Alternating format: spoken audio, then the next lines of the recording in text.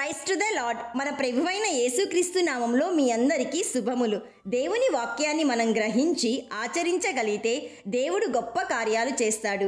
ఈ వాక్యం మీరు విని అనేక మందికి షేర్ చేయండి, లైక్ చేయండి, సబ్స్క్రైబ్ చేయండి. దేవుని పరిచర్యలో మీరు పాలు పొందండి. ఈరోజు దేవుని జీవవాక్యంను చదువుకుందాం. నిర్గమాకాండము 14వ అధ్యాయము 13వ వచనము.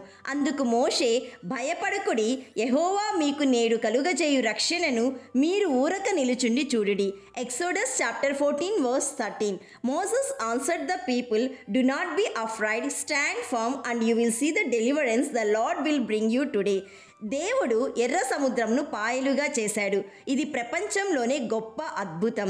ఈ అద్భుతంకు ముందు ఇశ్రాయేలీయుల పరిస్థితి చాలా దయనీయంగా మారింది.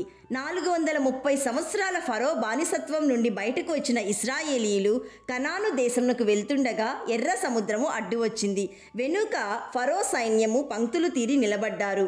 వారి ముందు ఎర్ర సముద్రం, ఇటుప్రక్క అటుప్రక్క భయంకర రాతి కొండలున్నాయి. ఇలాంటి పరిస్థితుల్లో భయపడడం ఎవరికైనా సహజమే. అయితే అన్ని దిక్కులు మూసుకుపోయినప్పుడు ఒక దిక్కు ఎప్పటికీ తెరవబడి ఉంటుంది. అదే దేవుని దిక్కు. మోషే దేవుని వైపు చూశాడు, గొప్ప సహాయాన్ని పొందుకున్నాడు. అప్పుడు మోషే అంటున్నాడు, భయపడకుడి, యెహోవా మీకు నేడు కలుగజేయు రక్షణను మీరు ఊరక నిలుచుండి చూడుడి. ఇవి అద్భుతమైన మాటలు. అంతేకాదు, దేవుడు చేసిన అద్భుతం వారు చూడగలిగారు. ప్రియ సహోదరి సహోదరుడా, బహుశా నీ జీవితంలో కూడా ఇలాంటి పరిస్థితి ఉందేమో. ఎటూ పోవడానికి మార్గం కానరాక ఇరుక్కుపోయిన పరిస్థితుల్లో నీ ఉంటే దేవుని దిక్కు ఎప్పటికీ తెరవబడే ఉంటుందనే సత్యాన్ని తెలుసుకో. ఆయన వైపు చూచిన వారిని దేవుడు ఎన్నడూ విడిచిపెట్టడు. నా వైపు చూచి రక్షణ పొందండి అని ప్రభువు చెప్పిన మాట ఎప్పటికీ నమ్మదగినదే.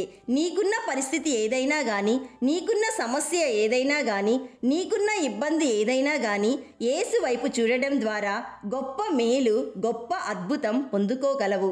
కాబట్టి భయపడవద్దు, ధైర్యముగా ఉండు.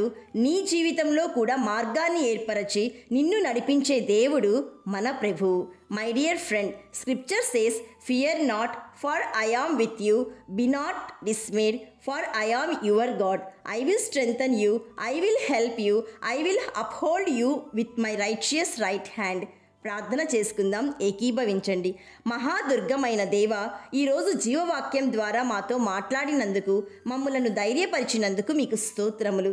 తండ్రి, మా సమస్యల్లో, మా ఇరుకులో, మా ఇబ్బందుల్లో త్రోవ చూపు వాడవు నీవే.